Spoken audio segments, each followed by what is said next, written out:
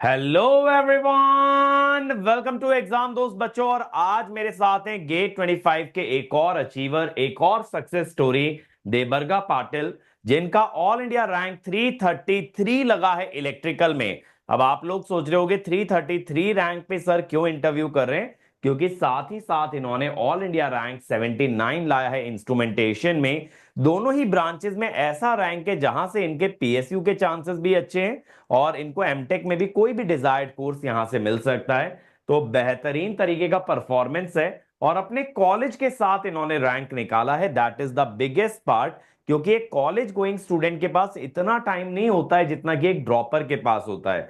तो अभी तक जो भी हमने सक्सेस स्टोरीज देखी, most of them were droppers. तो उनके पास काफी टाइम था पूरे दिन में मैनेज करने के लिए। लेकिन आज मैं देबरगा से वो चीजें डिस्कस करूंगा जिससे कि कॉलेज गोइंग स्टूडेंट्स या वर्किंग प्रोफेशनल्स को समझ में आएगा कि टाइम कैसे मैनेज किया जा सकता है।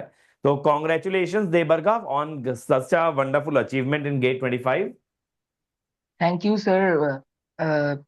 ये आपसे ही सर, आपसे ही पढ़ा था मैंने इलेक्ट्रिकल का जो कोर ब्रांचेस था, machines, power system, power electronics, ये आपसे पढ़ा था।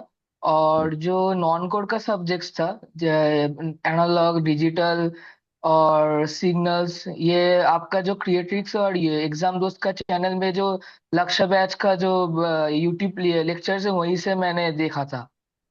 और इंस्ट्रूमेंटेशन के लिए मैंने ज्यादा कुछ नहीं, मतलब उनका जो कोर सब्जेक्ट था उसमें कुछ फोकस नहीं किया था। इलेक्ट्रिकल का जो मैच करता था उससे ही मतलब दिया था एग्जाम इंस्ट्रूमेंटेशन का। तो बच्चों, जैसे आपने देबरगा की बात सुनी, इस बार ये चीज देखो, सभी जो लोग इंस्ट्रूमेंटेशन में रैंक लेके आए हैं सभी लोगों का ये कहना है कि सिर्फ इलेक्ट्रिकल प्रिपेयर करने से भी इंस्ट्रूमेंटेशन के अंदर डिसेंट रैंक आ सकता है, क्योंकि आईएन ब्रांच के खुद के जो स्टूडेंट्स होते हैं वो काफी कम होते हैं। तो इलेक्ट्रिकल वाले बच्चे ही वहां पे डोमिनेट करते हैं और इलेक्ट्रिकल वाले जनरली उसके कोर को ज्यादा वैल्यू नहीं करते। तो देबरगा, अभी आप फाइनल ईयर ऑफ कॉलेज में हैं या फिर आप पास आउट कर चुके हैं? नहीं, मैं फाइनल ईयर में हूँ। मेरा लास्ट सेमेस्टर चल रहा है अभी, मई में लास्ट। खत्म हो जाएगा। तो देवर का थोड़ा सा अपने बैकग्राउंड के बारे में बताओ, कहां से आप आते हो और क्यों ये गेट एग्जाम की तरफ आपका रुझाव हुआ, क्यों आप गेट एग्जाम देने की सोचे? So sir, I am basically from Kolkata. I have done my schooling from South Point, which is in Kolkata only, and I am a final year undergraduate student in electrical engineering from Jadavpur University. और मैंने gate exam के लिए मतलब second year से ही मतलब मैंने सोच रखा था कि गेट ही दूंगा, क्योंकि मतलब मुझे थोड़ा हायर स्टडीज करना है। और और मुझे जब थर्ड ईयर में आया तो मुझे सब्जेक्ट्स लाइक सिग्नल्स, कंट्रोल, ये ज्यादा पसंद आने लगा। या कि मतलब मशीन्स कोर्स से मतलब मुझे उतना पसंद नहीं था। तो मैंने सोचा था कि या तो सिग्नल के डायरेक्शन में मैं मास्टर्स करना चाहता हूँ। तो थर्ड ईयर में मैंने जब दिया था गेट तो उतना अच्छा नहीं हुआ। मेरा 2500 के करीब रैंक हुआ था इलेक्ट्रिकल में। तो उस साल मैंने इंस्ट्रूमेंटेशन नहीं दिया था, इसी दिया था। इसी में 4000 रैंक आया था। तो फिर उस साल के बाद तो थर्ड ईयर में दिया था। तो फिर 3.1 में आपका कोर्स खरीदा था, एक रिकॉर्डेड बैच लक्ष्य 2.0 का कोड का। तो उससे मैंने पहले पावर सिस्टम 3.1 में चालू किया पढ़ा।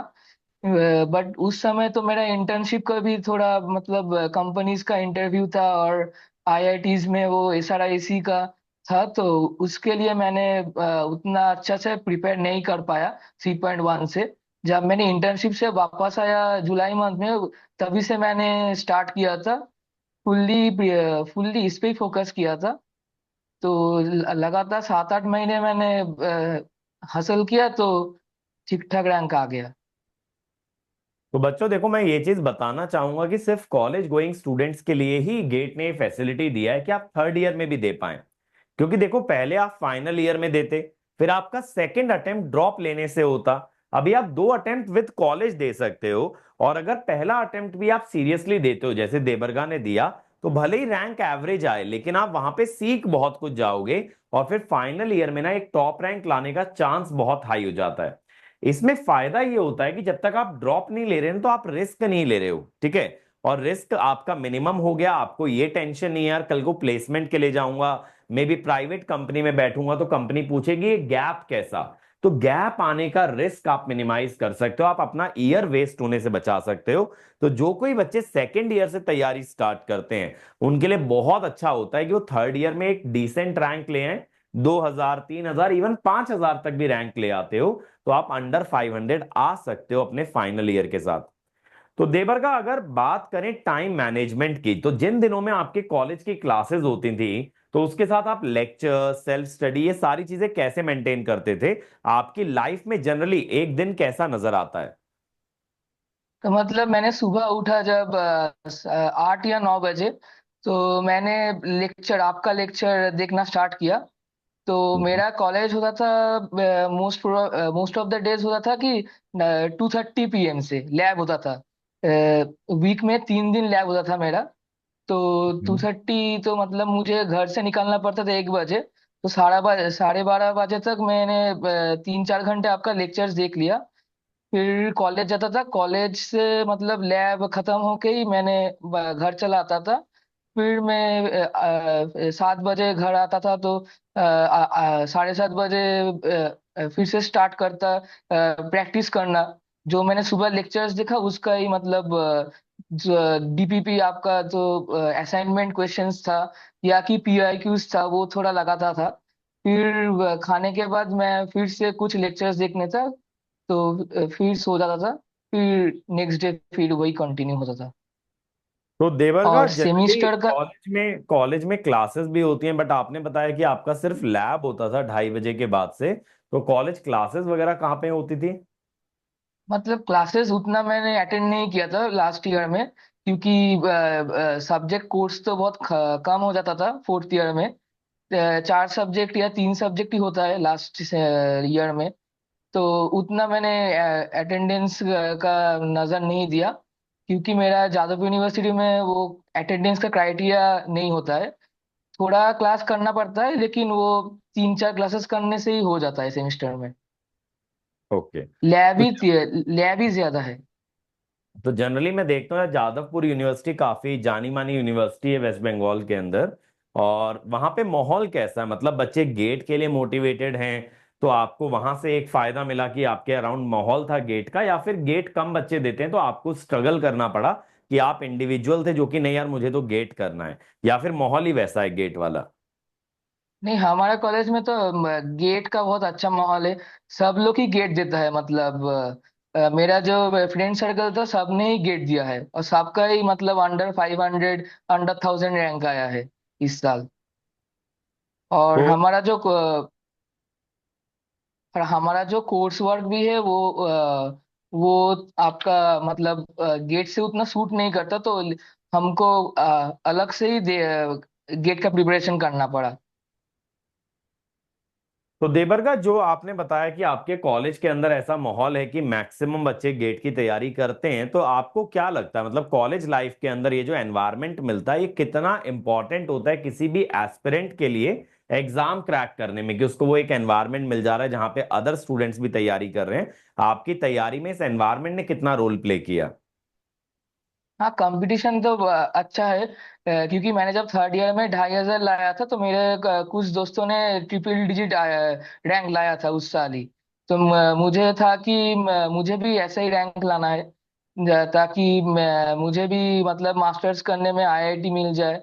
तो मैंने तब से ठान लिया था कि मुझे गेट अच्छे से देना है, और कुछ नहीं, मतलब और कुछ दिशा में नहीं दिखना है मुझे। तो जैसा आपने बताया कि कॉलेज की क्लासेस आपने काफी कम की और आप मॉर्निंग में लेक्चर्स, फिर प्रैक्टिस, फिर लेक्चर्स, फिर प्रैक्टिस, इसी तरीके से करते रहे। तो देबरगा जैसे आपने बताया, तो प्रैक्टिस के लिए आपने क्या क्या सोर्सेस का इस्तेमाल किया, कहाँ कहाँ से आपने क्वेश्चन प्रैक्टिस किए?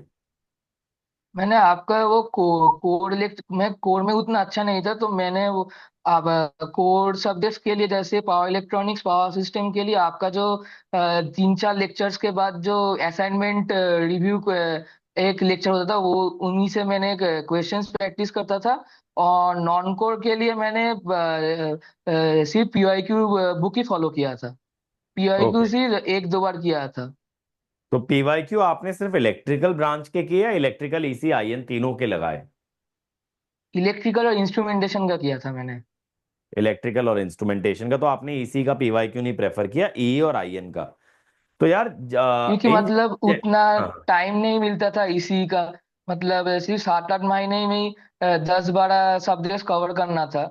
तो इसीलिए मतलब एक बार ही 2 बार ही मतलब पीआईक्यूज कर पाया, लेकिन सब किया था पीआईक्यूज में। पीआईक्यू बहुत इंपॉर्टेंट है मतलब गेट के लिए, ये मैंने समझा। तो यार एक चीज मुझे बताओ, जैसे कॉलेज के अंदर यूजुअली क्या होता है, जब गेट एग्जाम आने वाला होता है तभी कहीं ना कहीं सेमेस्टर एग्जाम आ जाते हैं। तो सेमेस्टर एग्जाम में कैसे मैनेज कर रहे थे कि तैयारी से टच ना छूटे, ऐसा ना हो कि गेट से काफी दूर निकल जाओ, वो कैसे मैनेज किया? मतलब मेरा सेमिस्टर था 4.1 का दिसंबर में। और नवंबर में मैंने 15-16 तारीख तक मतलब गेट का प्रिपरेशन मतलब कंटिन्यू कर पाया। फिर तो सेमिस्टर का तो पढ़ना पड़ा। 1.5 महीने वहीं पर मतलब थोड़ा गैप हो गया। तो मतलब उस समय मुझे उतना टच में नहीं रहा नहीं। बट मैं क्या करता था, every Sunday during that period I use to मतलब थोड़ा पीआईक्यूज कर लेता था, एक दो, ताकि टच ना छूटे। मतलब क्वेश्चन प्रैक्टिस अगर मतलब भूल गया तो मतलब फिर से वही सॉल्व करना मतलब थोड़ा प्रॉब्लम हो जाएगा। और फिर मैंने जैसे ही मेरा एग्जाम खत्म हुआ 20th को, दिसंबर को, मैंने फिर इंजीनियरिंग मैथ्स को रिवीजन करना स्टार्ट किया। क्योंकि इंजीनियरिंग मैथ्स और एफटी में अगर आप बिना कुछ नंबर गवाए लाया तो आपको 25 से 28 मार्क्स मिल जाता है। तो वो बहुत ही प्लस पॉइंट है। तो इंजीनियरिंग मैथ्स मैंने पूरा कवर किया 31st तक। फिर मैंने 1 से 5 तारीख को मैंने कंट्रोल सिस्टम और कंट्रोल सिस्टम एनालॉग और डिजिटल को मैंने फिर से एक बार लास्ट मिनट रिवीजन किया। फिर मैंने क्या किया, 2-3 दिन के लिए मैंने पीआईक्यूज थोड़ा जो 1-2 बार मैंने, पहली बार मैंने जब पीआईक्यूज किया था कुछ पीआईक्यूज एक बार ही मैं नहीं कर पाया। तो मैंने उन पीआईक्यूज को स्टार मार्क करके रखा था, उनको मैंने फिर से करा। तो उन 3 सब्जेक्ट के बाद मैंने ईएमएफटी, पावर इलेक्ट्रॉनिक्स और सिग्नल एंड सिस्टम को पकड़ा। उनका भी जो मैंने पीआईक्यूज एक बार ही में पहले नहीं कर पाया था, स्टार मार्क करके रखा था, उसी को मैंने फिर से अटेम्प्ट किया। फिर उस टाइम के बाद 15-16 तारीख को मैंने एक टेस्ट सीरीज भी लिया था। उस टेस्ट सीरीज का एक एग्जाम दिया। तो उसका नंबर उतना अच्छा नहीं आया था, 45 आया था। तो मैंने फिर और एग्जाम मतलब और भी मैंने टेस्ट सीरीज मतलब नहीं दिया, मतलब एक एक एक वीक बाद दिया था। क्योंकि एक वीक में मैंने एनालाइज किया कि मैं क्या क्या गलती किया है। क्योंकि अगर एनालाइज नहीं किया तो मतलब क्वालिटी ओवर क्वांटिटी में प्रेफर करता हूँ। अगर ज्यादा टेस्ट सीरीज दिया तो मतलब क्वेश्चंस अगर सेम जैसे ही भूल होता रहा तो वैसा भी अच्छा नहीं है। तो मैंने फिर क्या किया, उसका एनालाइज किया सब्जेक्ट वाइज, कहाँ मेरा प्रॉब्लम है, क्या मेरा सब्जेक्ट वाइज भी टेस्ट दिया कुछ। जैसे मेरा पावर इलेक्ट्रॉनिक्स में कुछ गलती हो रहा था इन्वर्टर्स में। तो मैंने उसका थोड़ा सब्जेक्ट वाइज टेस्ट भी दिया। तो सिग्नल्स में जैसा मेरा जेड ट्रांसफॉर्म और डीटीएफटी में थोड़ा प्रॉब्लम हो रहा था, तो मतलब टाइम लग रहा था जैसे ज्यादा सॉल्व करने में, तो मैंने उसको भी प्रेफर किया। फिर मैंने पावर सिस्टम को थोड़ा लास्ट मिनट रिवीजन देना देना स्टार्ट किया। वो 3-4 दिन लगा। फिर मैंने एक और एग्जाम दिया, उसमें मेरा 61 तक आ रहा था। और फिर तो मतलब और कुछ नहीं कर पाया, यही तक मतलब कर पाया था। इंस्ट्रूमेंटेशन के लिए मैंने उतना ज्यादा प्रिपरेशन नहीं किया था। मैंने सोचा कि इंस्ट्रूमेंटेशन उतना अच्छा नहीं गया। एग्जाम देने के बाद मुझे लगा मैंने इंस्ट्रूमेंटेशन नहीं अच्छा गया है। क्योंकि मेरा सिर्फ 46 ही अटेम्प्ट कर पाया था। और इलेक्ट्रिकल देने के बाद मुझे लगा कि थोड़ा हो जाएगा, मतलब अंडर 1000 हो जाएगा, मतलब ठीक ठाक हुआ है। तो जब आपका पेपर एनालिसिस दिखा तो मैंने देखा कि मैंने कुछ दो तीन सिली मिस्टेक किया है इलेक्ट्रिकल में, और वो अगर नहीं करता तो रैंक थोड़ा ज्यादा अच्छा आ सकता था। ओके। वो उसका वो प्रॉब्लम हुआ क्या कि मतलब कॉलेज के साथ बैलेंस करने के लिए सेमिस्टर का भी पढ़ना पड़ रहा था। लास्ट सेमिस्टर में हमारा सेमिनार देना पड़ता था, उसका भी प्रिपरेशन करना पड़ता था, इसलिए थोड़ा छूट गया लास्ट में। तो बच्चों देखो, जैसा देबरगा ने बताया, इट इज वेरी इंपॉर्टेंट कि आप सिलेबस के टच में रहें, तो एटलीस्ट कॉलेज एग्जाम्स के दौरान भी प्रैक्टिस पे ध्यान दें। आप लेक्चर्स नहीं देख पाएंगे, अंडरस्टूड है, लेकिन एटलीस्ट आप पीवाईक्यू लगा सकते हैं। अगर आप डेली हैबिट भी बना लेना 10 to 20 क्वेश्चन लगाने का, तो भी आप सिलेबस के टच में रह सकते हैं। और फिर फुल फ्लेजेडली बहुत हार्डवर्क आपको करना पड़ेगा आफ्टर द कॉलेज एग्जाम। देबरगा जैसे जादवपुर यूनिवर्सिटी जानी मानी यूनिवर्सिटी है, हमने पहले भी बात किया, तो यार वहां तो कैंपस प्लेसमेंट भी लग जाता होगा, बच्चों का थोड़ा अच्छा लग जाता होगा हाँ कैंपस प्लेसमेंट भी। तो हाँ। कभी ये मन में नहीं आया यार गेट के लिए इतना हैसल क्यों करे, प्लेसमेंट तो यहाँ से भी मिल ही सकता है। तो क्योंकि बच्चों के माइंड में हमेशा ही रहता है कैंपस प्लेसमेंट की तैयारी करें या ना करें। कैंपस प्लेसमेंट के लिए मैंने तैयारी किया था, लेकिन मतलब दो तीन कंपनीज में बैठा था, लेकिन मेरा प्लेसमेंट नहीं हुआ। तो उस टाइम के बाद मतलब नवंबर महीना आ गया, तो मैंने सोचा कि अब उन चीजों पे नहीं फोकस किया, तो मतलब प्लेसमेंट हो भी सकता है, नहीं भी हो सकता है। अगर गेट अच्छे से नहीं किया तो वो भी छूट जाएगा हाथ से। तो मैंने फिर प्लेसमेंट में बैठना बंद कर दिया और फुल्ली गेट के लिए मतलब गेट की तरफ आ गया। तो कहीं ना कहीं बेसिकली एक तरफ आपको डिसीजन लेना ही पड़ेगा कि आप प्लेसमेंट में कंटिन्यू करोगे या फिर आप गेट के लिए बैठना चाहते हो। तो गेट के लिए फिर आपको फुल फ्लेजेडली टाइम देने की जरूरत है। हाँ तो देबरगा जैसे आपने बताया कि टेस्ट में आपका लो स्कोर भी आया, और आप लास्ट ईयर देख चुके थे आपके कॉलेज से बच्चे अच्छी रैंक ला रहे थे, तो कभी ऐसा डीमोटिवेटेड फील हुआ यार कि मैं, मेरे जो साथी हैं वो लोग तो अच्छा रैंक ले आए हैं और मैं टेस्ट दे रहा हूँ, मेरे मार्क्स नहीं आ रहे हैं, तो मैंने सही किया गलत किया, मेरी तैयारी इनफ है या नहीं है, मुझे एग्जाम देना चाहिए या नहीं देना चाहिए, इस तरह का सेल्फ डाउट कभी माइंड में क्रिएट हुआ? मतलब सितंबर अक्टूबर महीने में थोड़ा सेल आउट हुआ, क्योंकि मुझे प्लेसमेंट भी नहीं मिल रहा था, और मेरा दोस्तों ने पिछले साल ही अच्छा रैंक किया था, तो थोड़ा सेल्फ डाउट हो रहा था। लेकिन मतलब दो तीन दिन मतलब वही ओवर थिंकिंग में चला जाता था। But at the end of the day तो मतलब मैंने अपना कर्म खुद ही करना पड़ेगा। तो मैंने उन चीजों के से माइंड माइंड फ्री करके वो मेरा जो अ, मेरा जो गेट का जो प्रिपरेशन था, उसमें ही मैंने फोकस ज्यादा कर दिया। ओके। तो बीच बीच में सेल्फ डाउट आता था, बट 2 3 दिन में आप उससे उभर जाते थे। देबर अगर मैं आपसे पूछूं, आपकी जर्नी में कोई ऐसा इंसान रहा है जिसने हर समय पे आपको सपोर्ट किया या आपके टफ मोमेंट्स में आपके साथ खड़े रहने से आपको स्ट्रेंथ मिली? कोई एक ऐसा पर्सन या ग्रुप ऑफ पीपल जिन्होंने आपके साथ ऐसा रोल प्ले किया? हाँ, तीन चार मेरे दोस्त थे जो मतलब हमेशा बोलता था कहाँ से क्या पढ़ना, कहाँ से मतलब मेरे सीनियर्स जो थे वो भी बहुत हेल्प किया कि लास्ट मिनट में कहाँ से रिवीजन करना है, कहाँ से मतलब लास्ट मिनट ट्रिक्स और कुछ ज्यादा मतलब कौन सा सब्जेक्ट कैसे मतलब अटेम्प्ट करना है, ज्यादा नेगेटिव ना खाए। वो सब मैंने उनसे टिप्स लिया था। ओके। तो बेसिकली आपको लगातार एडवाइस मिलती रही, जिससे आपको थोड़ा सा कॉन्फिडेंस वहां से बनता रहा। तो देबरगा हाँ, जैसे अभी आप फाइनल ईयर में ही हो, अब आपका गेट रैंक भी आ चुका है, तो व्हाट नेक्स्ट, अभी क्या सोचा है फाइनल ईयर के बाद? मास्टर्स करने का ही प्लान है सर।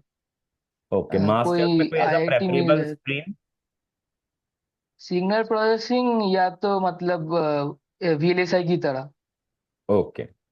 तो देबरगा जैसे अब रिजल्ट आया, अभी तो खैर आपका इंजीनियरिंग भी कंप्लीट नहीं हुआ, तो घर वालों का रिएक्शन कैसे था? मतलब कि आप फाइनल ईयर के साथ ही सक्सेसफुल हो चुके हो, एक अच्छा रिजल्ट ला चुके हो और आपको ड्रॉप लेने की जरूरत नहीं पड़ेगी, तो what was the reaction when you told them your result?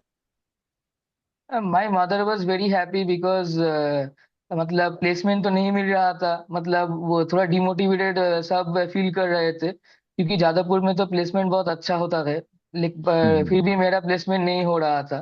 तो मेरा पापा, मेरा मदर सभी बहुत डिमोटिवेट था, but my father was very supporting. He always told me कि कुछ नहीं, आगे बढ़ते रहो, जो होगा देखा जाएगा।